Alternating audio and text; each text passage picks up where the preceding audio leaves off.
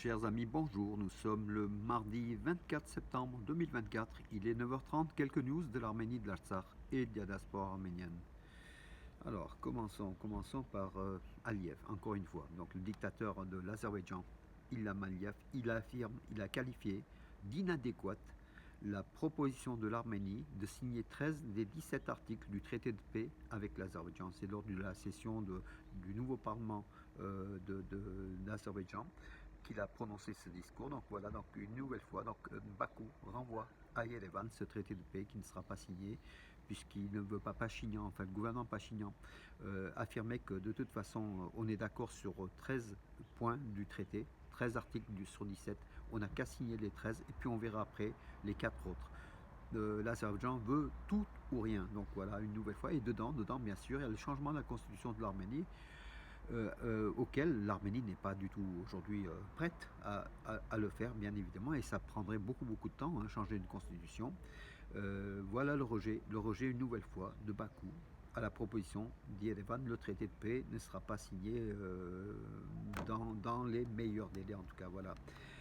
Nicole Pachinian était à l'ONU donc hier à l'Assemblée nationale, à l'Assemblée générale de l'ONU, 79e Assemblée générale de l'ONU. Il a prononcé un discours. Voilà, il dit que il faut faire avancer le slogan "Il y a un avenir" comme un théorème, des théorèmes de travailler à la preuve. Pardon, c'est un petit peu pour dire que l'Arménie avance. Il faut toujours avancer, donc être positif dans toute démarche. C'est ce qu'a voulu affirmer Nicole Pachinian pour montrer la bonne volonté de l'Arménie d'avancer à tous les niveaux, alors que l'Arménie était plutôt en situation de conflit par rapport à l'Azerbaïdjan, mais le gouvernement Pachinian refuse ce conflit, veut avancer vers la paix, vers l'avenir, vers la paix.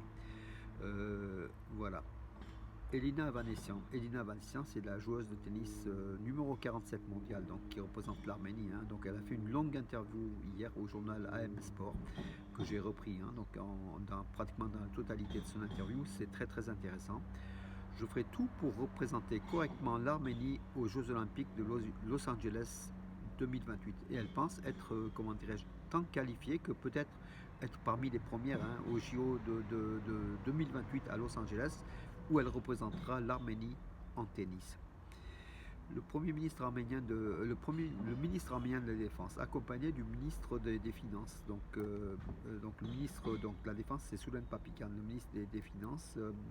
Il l'a accompagné pour aller donc sur une base du front, alors le ministre, oui, Soulen Papikan, c'est Vaheo Ovanessian, le ministre des Finances, ensemble avec une délégation de hauts responsables du ministère de la Défense et de l'économie. Ils ont été donc sur le front, visiter une base avec les installations, les financements, l'avancement des travaux, et puis les conditions de vie des militaires qui sont au front, qui sont de mieux en mieux en fait. L'Arménie s'équipe et met de l'argent, met des financements pour son armée, pour justement aux frontières, pour les bases qui sont situées aux frontières, pour la défense de l'Arménie.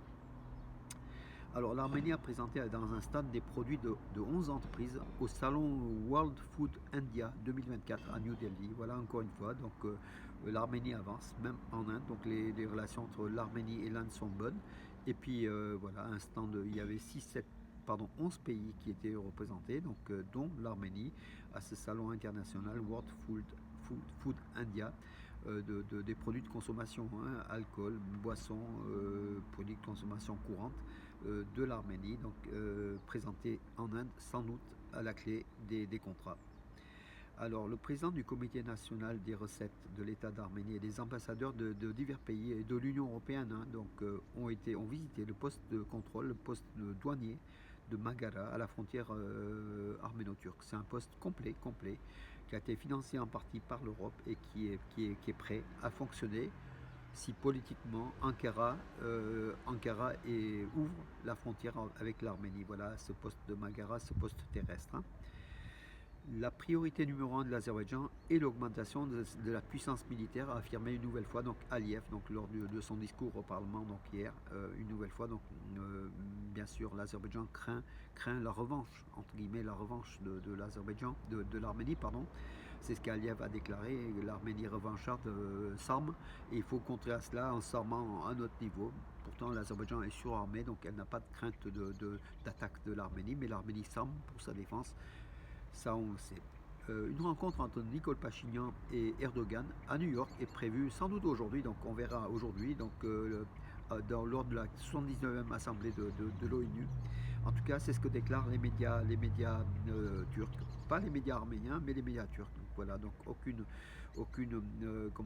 aucun communiqué du ministère arménien des Affaires étrangères. Ararat Mirzoyan, qui est aussi un New-Yorkais, donc aujourd'hui, on verra donc dans la journée s'il y a eu rencontre ou pas. En tout cas, qu'est-ce qu'ils peuvent se dire, qu'est-ce que peut promettre Erdogan à Pachinian? Pas grand-chose, hein, voilà. Erdogan qui semblait, donc on a vu quelques images à New York, qui semblait très fatigué, voilà.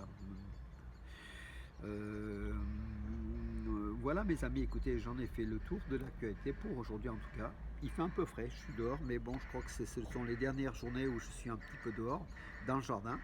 Et puis voilà, donc regardez les beaux nuages qui sont derrière nous. Il faut de la pluie, on a eu de la pluie, un corbeau ou un volatile qui nous entend sans doute, hein, qui nous entend et qui comprend peut-être l'arménien ou le français. En tout cas, je vous souhaite une bonne journée et à demain. Bonne journée et à demain.